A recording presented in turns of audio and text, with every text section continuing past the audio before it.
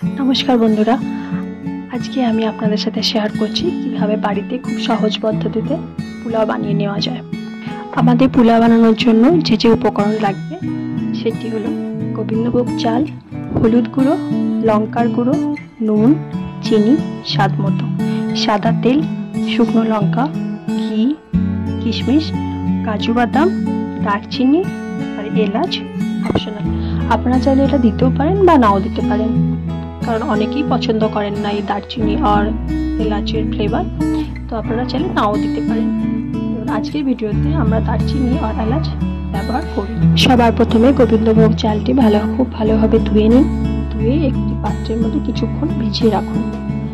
তারপর চালটি ছেঁকে নিন। ছেঁকে নিয়ে একটি পাত্রের মধ্যে চাল, হলুদ গুঁড়ো, লঙ্কার গুঁড়ো, চিনি স্বাদ মতো, সাদা তেল, তেজপাতা দিয়ে খুব ভালোভাবে মিক্স করে নিন। মিক্স করে কিছুক্ষণ ঢাকা দিয়ে রেখে দিন।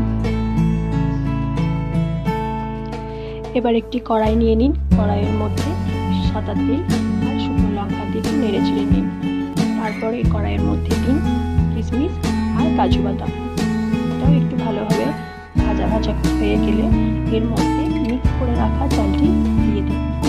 তো সমস্ত কিছু নেড়ে চেড়ে নিন। খুব ভালোভাবে নেড়ে চেড়ে নিতে দেখবেন হলুদ রং ধরেছে।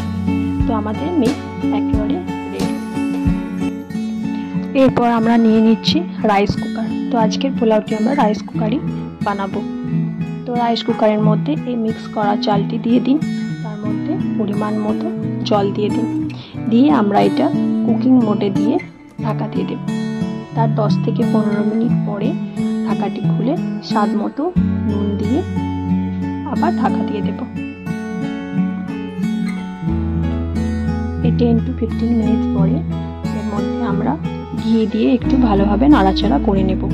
তারপর নাড়াচাড়া করার পরে আবার ঢাকা দিয়ে দিন। তো কমপ্লিট বয়েল হয়ে যাবার পরে রাইস কুকারটি কুকিং থেকে নামিয়ে চলে আসবে। তো আজকের পোলাও আমাদের একেবারে রেডি। তো গরম গরম সার্ভ করুন। তো পোলাওয়ের সাথে অবশ্যই চিকেন কষা। তো আজকে আমরা পোলাওয়ের সাথে চিকেন কষাই রেখেছিলাম আমাদের মেনুতে।